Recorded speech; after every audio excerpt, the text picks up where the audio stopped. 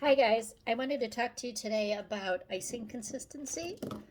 A lot of people in my class last week wanted to know more about that, so today I'm going to give you some tips and tricks. First, I'm going to start off with icing that comes right out of the mixer. This is what it looks like. So I haven't done anything to this yet. This is straight from the mixer. And today I'm going to be making a purple color for a butterfly, or like a royal blue kind of a color. So I have my icing in my bowl, and this is pretty thick, so I'm going to water it down a little bit.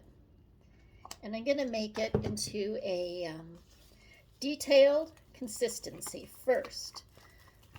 So not a flood consistency, but a consistency that I can work with for the smaller details, outlining, stuff like that.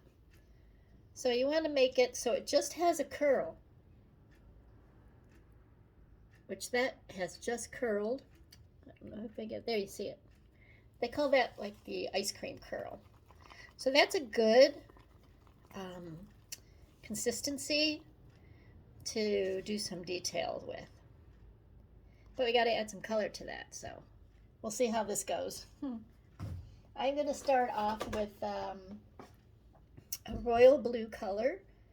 So I'm going to add, I'll show you, just a couple of drops.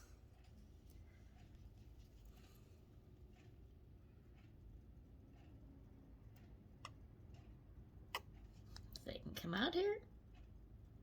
There we go. I'll start with one drop here. We'll see how that color goes. I'm going to mix that up in here. And I know, since I've only added blue, that this is just going to be blue, as you can see there. So I'm going to add a couple drops of purple, and this is from Sunny Side Up Bakery, which is what Hobby Lobby sells. This one is AmeriColor. It's my favorite colors. But sometimes I'm just at Hobby Lobby, so I'm just going to add a little bit of purple there. See what that does. So my consistency is good, but now I want to work on color. Well, that's pretty. It's a very purple, and I want it to be a little bit bluer. So I'm going to add a little more blue color. Maybe just one more drop. And this bowl is enough to make a nice size bag of icing.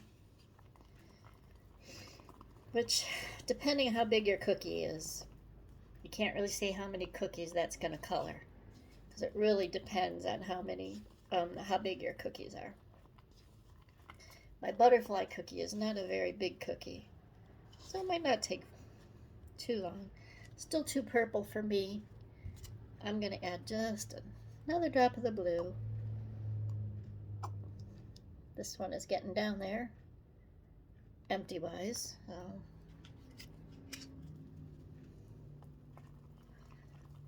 Today's a beautiful day. I don't know if you've been outside yet today. Well, I mean, it's 4 o'clock, so hopefully you've been out a little bit. Got to enjoy a nice spring day here in Ohio, because we don't get very many of them. It's supposed to snow Saturday. So I'm really liking this color. It's a cross between blue and purple. So I'm going to bag that up. Now I don't need a lot, because I'm just doing some detail icing. So I'm just going to put a little bit in my bag, which I have in my cup. And I use a tipless bag. So no need for a coupler and a tip. You're doing cookies. It's not like buttercream, so you don't need those kind of tools. And so I just put like one dollop in my bag. And I'm going to squeeze this down to the bottom. Just keep squeezing So all my icing is not stuck at the top anymore, but pretty much down there near the bottom. And I'm just going to tie this off. And so that I don't get confused with which bag is for my flooding and which bag is for my detailed icing, because they'll be the same color. I'm going to cut this bag short. So now I know the short bag is for my detailed icing. And now I'll go ahead and add some water to what's left in the bowl so I can make this a nice flooding consistency. So this is what we have so far. Still pretty thick. I want this to be what we call a 12 to 15 second flood, which means that when I drop this back into the bowl, pick it up and do this, it takes 12 to 15 seconds to incorporate back into itself. So in about 15 seconds, I won't be able to see where this went anymore. That's looking pretty good, but still a little bit thick. So I'm going to add another splash of water. I want to do this in small increments because if you make it too watery, then you got to go back and add powdered sugar. And I'd rather just do it once. So that looks pretty good now. I'd say that's a 12 to 15 second consistency. I'm going to try and show you. So in about 15 seconds, trying to get right over that. That will be back on itself. Okay, so I'm going to bag this up, just like we did the other one. I tip this bag, stick it in the cup, and this just flows right into my bag there.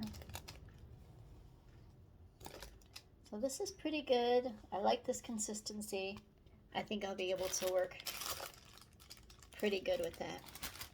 Hopefully you learned something today about consistencies of icing, how to mix your colors. And when I put this in the bag, same, I try and get it to the bottom. And I do what's called helicoptering. So that's 15 seconds of helicoptering. Make sure you have not cut a hole in the bag yet. I've done that and had icing everywhere. I'm just going to tie that up. I leave this bag long so I know it's the flooding consistency. And I'm going to cut the tip. So I look for where the seam is. This bag is the seam right there. I have it facing me. I use my very small scissors and I'm going to cut just the tip of this off. And I want to make sure it's as straight as possible. So you can see there, it's pretty straight. I should be able to work with that. I'm going to get a cookie and show you.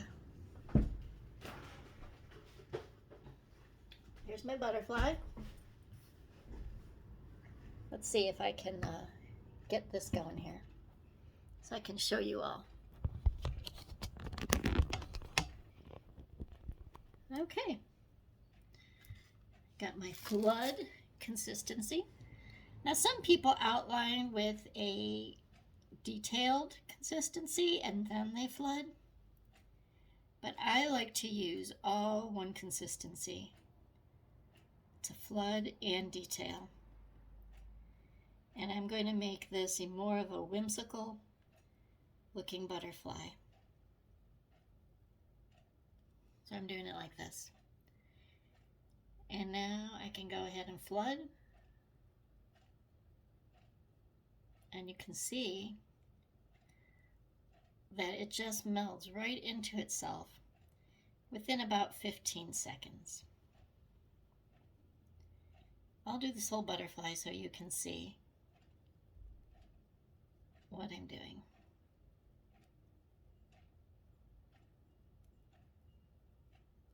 It goes pretty fast. I'm using a lot of pressure, squeezing pretty hard, so that it comes out pretty thick It takes less time.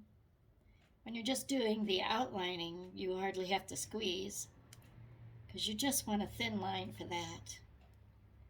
But now I'm filling in, so I have a good amount of pressure that I'm using. Looks pretty good. I'm going to go around the edges and make sure I fill in any gaps. Which I see there are a few. I didn't get quite to the edge, which is fine because I don't want it to spill over. I'd rather have to do this than have to wipe up something that spilled over. And I'll come back later and do all the details on this butterfly, which I'm not really sure yet what I'm going to do.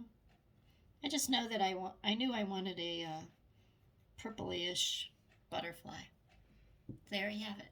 So thank you guys for following along with me today, and I hope you enjoy these tips and tricks.